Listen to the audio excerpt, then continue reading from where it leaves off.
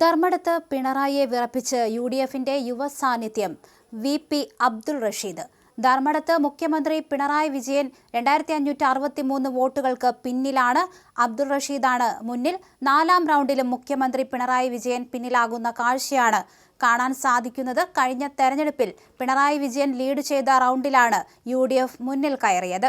2016-ൽ ധർമ്മടത്ത് 87,329 വോട്ടായിരുന്നു പിണറായി നേടിയത്. 2021-ൽ ഇത് പിന്നീട് ഉയരുന്ന സാഹചര്യമായിരുന്നു കണ്ടത്. 2011-ലും 2016-ലും മമ്പറം ദിവാകരനായിരുന്നു കോൺഗ്രസ് സ്ഥാനാർത്ഥി.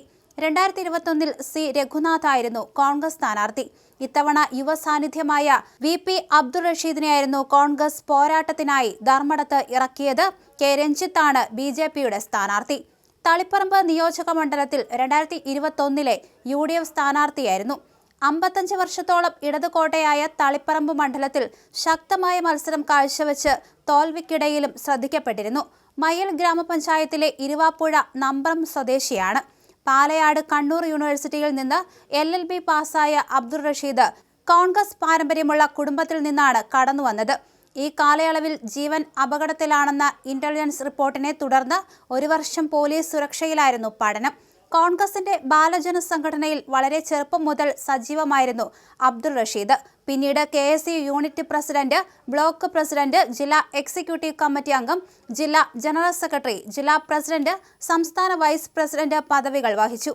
നിലവിൽ യൂത്ത് കോൺഗ്രസ് സംസ്ഥാന ജനറൽ സെക്രട്ടറിയാണ്. KPCC അംഗമെന്ന നിലയിൽ കാസർഗോഡ് ജില്ലയുടെ സംഘടനാ ചുമതലയുണ്ട്. 3ാം റൗണ്ടിലും പിണറായി വിജയൻ ഇപ്പോൾ പിന്നിലാകുന്ന അവസ്ഥയാണ് കണ്ടുകൊണ്ടിരിക്കുന്നത്. പറവൂരിൽ VD സതീശൻ പിന്നിലായെങ്കിലും ഇപ്പോൾ ലീഡ് ചെയ്യുകയാണ്.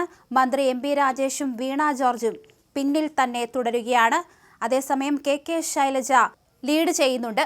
പറവൂരിൽ പ്രതിപക്ഷ നേതാവ് VD സതീശൻ മുന്നിലാണ്. പാലായിൽ ജോസ് കെ മാണി പിന്നിലാണ്. പയ്യന്നൂരിൽ TI മധുസൂദനാണ് മുന്നിൽ. അതേസമയം തളിപ്പറമ്പിൽ ശ്യാമള പിന്നോട്ട് പോകുന്ന അവസ്ഥയാണ് കാണാൻ കഴിയുന്നത്. എന്തായാലും ലീഡ് നില മാറി മറിയുകയാണ്. അതേസമയം UDF വലിയ രീതിയിൽ തന്നെ മുന്നോട്ട് പോകുന്ന കാഴ്ചയാണ് കണ്ടുകൊണ്ടിരിക്കുന്നത്. ലീഡ് നിലയിൽ ഇത്തരത്തിൽ 50 സീറ്റുകൾ മാത്രമാണ് ഇത്തരത്തിൽ LDFന് ലഭിച്ചിരിക്കുന്നത്. UDFന് 90 സീറ്റ് അടുക്കാറായിരിക്കുകയാണ്. കോട്ടയത്തും മലപ്പുറത്തും UDFന് അനുകൂലമാണ് ആദ്യഘട്ട ട്രെൻഡ്. അതേസമയം അമ്പലപ്പുഴയിൽ ഇത്തരത്തിൽ സുധാകരൻ മുന്നിട്ട് നിൽക്കുന്ന കാഴ്ചയാണ് കാണാൻ സാധിക്കുന്നത്. EVM എണ്ണി തുടങ്ങിയപ്പോൾ തന്നെ UDF വലിയ ലീഡ് നില നേടി മുന്നോട്ട് പോവുകയാണ്. അതേസമയം പോസ്റ്റൽ ബാലറ്റ് എണ്ണിയപ്പോൾ ഇഞ്ചോടിഞ്ച് പോരാട്ടമായിരുന്നു കണ്ടിരുന്നത്.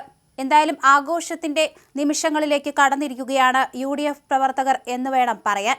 KPCC ആസ്ഥാനത്തടക്കം വലിയ രീതിയിലുള്ള ആഘോഷ പരിപാടികളാണ് സംഘടിപ്പിച്ചിരിക്കുന്നത്.